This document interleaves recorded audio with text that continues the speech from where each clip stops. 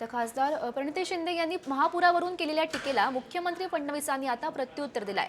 काही लोकांच्या डोक्यात किडा गेला, हसावं की रडावं कळत नाही अशी टीका फडणवीसांनी नाव न घेता केल्याचं आपण बघू शकतोय।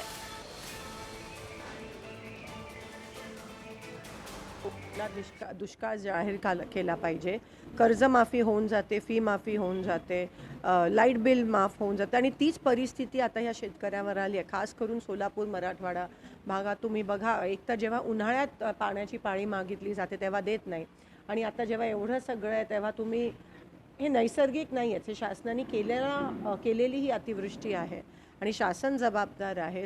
आयुष्य संसार उद्ध्वस्त झाले शेतकऱ्यांचे। कमीत कमी एवढं तर अपेक्षित आहे की ओला दुष्काळ जाहीर करण्यास तुम्हाला काय अडचण आहे?